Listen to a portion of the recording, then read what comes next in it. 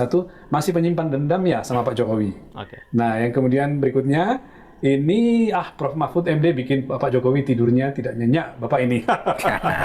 Ini kumpulan komen-komen yang kira-kira nadanya mengaitkan dengan Pak Jokowi. Kadang-kadang Pak Mahfud mengapresiasi, kadang-kadang juga keras mengkritik. Apa Pak penjelasan Bapak tentang ini? Saya jelaskan dulu posisi saya. Saya kok baru mengkritik sesudah keluar gitu. Enggak juga.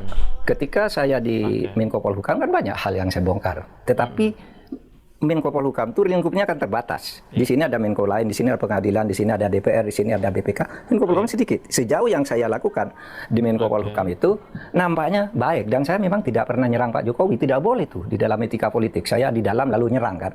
Saya memilih jalan lain. Misalnya begini ya. Ada isu Pak Jokowi ingin memperpanjang jabatan. Sudah ada menteri-menteri yang bekerja ke masyarakat. Saya pura-pura tidak tahu aja, tapi langsung tanya ke Pak Jokowi, Bapak ada isu Bapak ingin memperpanjang ini, apa Bapak ingin calon lagi periode berikut? Kan Pak Jokowi pasti bilang tidak, iya kan? Karena dia, enggak Pak Mahfud, ini saya sudah nyatakan siapa yang saya nampar muka saya, siapa yang ini ingin mempermalukan saya dan seterusnya. Begitu saya keluar dari Pak Jokowi, saya bilang, saya baru keluar dari ruang Pak Jokowi tidak mau memperpanjang jabatan. Saya tidak peduli kepada menteri lain yang sudah bekerja, tapi ini kan jadi cair lagi. Jadi itu bagian dari strategi Pak Mahfud bagian supaya keluar justru tidak dari supaya ketika di dalam saya tidak menyerang, tapi ketika keluar gitu, ketika saya mau menyerang, ya saya harus di luar dong, gitu kan etikanya begitu. Kalau masih di dalam kan nggak bisa nyerang, gitu ya. Nah, apalagi begini, seandainya Pak Mahfud menang jadi Wapres, saya yakin tidak akan menyerang Pak Jokowi. Nah ini juga, saya kan gini, kalau Anda perhatikan, saya sebenarnya kan menyerang Pak Jokowi itu hanya pada satu momen penting. Sebelumnya ya kritik umum biasa, karena saya capres gitu, cawapres, bicara program, bicara ini kan tidak menyerang Pak Jokowi. Tapi saya menyerang Pak Jokowi itu satu momen, peristiwa 20 Agustus, ya, ketika Mahkamah Konstitusi membuat keputusan yang isinya itu pencalonan gubernur dan wakil gubernur itu kembali ke undang-undang pemilihan kepala daerah, tidak ikut putusan MA kan gitu. Kemudian threshold untuk pilkada itu diubah sesuai dengan jumlah suara dan komposisi masing-masing daerah gitu. Nah itu kan sudah bagus putusan MK. Tapi kemudian ada upaya yang menurut saya atas izin, kalau tidak karena suruhan, atas izin Pak Jokowi pada waktu itu, agar putusan MK ini ditolak. Dipilih putusan MA.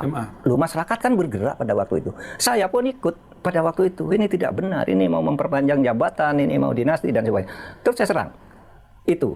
Sehingga pernah ada judul di topik ini, saya meningkatkan level kritik kan. Levelnya ditingkatkan lagi. Karena sebelumnya kritik umum saja. Tapi sesudah itu saya lalu sebut. Karena itu keyakinan saya. Dan itu batas toleransi Pak Mahfud. Itu batas toleransi itu terlewati. Tetapi Anda lihat, apakah saya pernah menyerang pribadi Pak Jokowi? Terutama sesudah pelantikan presiden tanggal 20 Oktober, rasanya saya tidak pernah lagi. Ini udah selesai Pak Jokowi, sudah jadi rakyat biasa, mau berpolitik apapun, bernego dengan partai apapun asal bisa, itu hak dia. Kita tidak boleh menghalangi dan kita harus hormati. Teman-teman, itulah alasan-alasan Profesor Mahfud MD tadi ya kenapa dia sering mengkritik dari Pak Jokowi. Jadi kita lihat bahwa Mahfud MD ini sangat profesional ya di dalam bekerja dan melakukan sebuah kebijakan, keputusan-keputusan dan pernyataan-pernyataan yang juga berkaitan dengan bersinggungan dengan politik dan tokoh-tokoh. Beliau tokoh nasional yang sangat luar biasa.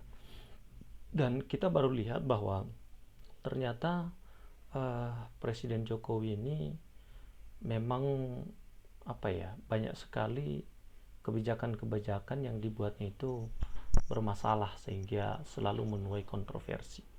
Ya, tadi juga sudah disebutkan oleh Mahfud MD ya soal bagaimana saat dia menjadi Menko Polhukam di zamannya Presiden Joko Widodo ya. Nah, sekarang kita akan baca beberapa komentar.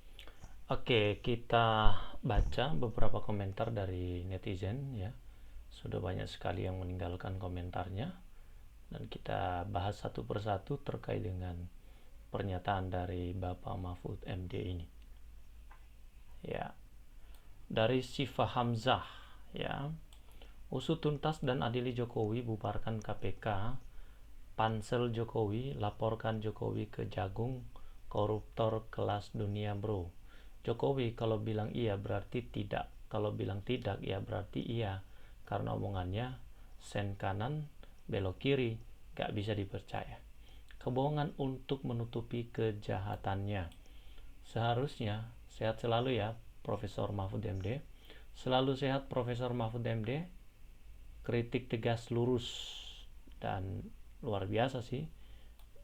Sangat elegan sekali kritikan-kritikan dari Pak Mahfud ya, khususnya karena beliau pernah ada di pemerintahan, jadi tahu persis apa yang terjadi di sana, jadi nggak asal ngomong ya. Dari Doiva Rusli, semoga untuk tahun berikutnya Indonesia dipimpin oleh orang yang cerdas dan berpendidikan tinggi supaya Indonesia disegani dan bermarwah di mata dunia. Negara lain dipimpin oleh orang yang cerdas dan berpendidikan tinggi sehingga otaknya cerdas, mentadbir negaranya. Yang cerdas dan berpendidikan tinggi di Indonesia jadi pengangguran karena tidak ada peluang. Anak muda yang pola pikirnya level anak SD jadi pemimpin karena memanfaatkan peluang bapaknya, sehingga susah otaknya mengelola dan mentadbir negara. Ratusan juta rakyat jadi tersengsara karena PHK massal berjamur dikarenakan kurang cerdas mentadbir negara. Kasihan rakyat. Oke. Kemudian dari Ledel Madi, kelompok preman dari pinggir sungai Bawang Solo hampir bikin bubar Indonesia dengan oligarki asing-asingnya. Tidak ada rasa dendam pada pribadi Jokowi yang tuntutan pelanggaran hukum dan konstitusi. Sangat memalukan semua keluarga Indonesia. Jokowi harus dihukum seberat-beratnya dikarenakan udah melanggar etika bernegara. Sekeluarga harus diadili sama hukum rimba. Kalau ama hukum negara gak mungkin kena. Oh ya, hukum rimba katanya. Main hakim sendiri itu. Tolong Pak Mahfud, atas nama rakyat Indonesia suarakan kebenaran, bukan Borok-Borok Mulyono, karena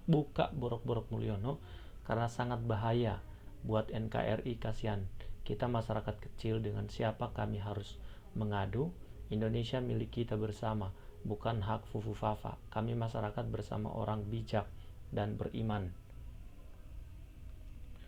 Haknya Pak Jokowi untuk berjuang menyelamatkan keturunannya, melanjutkan mengorbitkan orang-orangnya.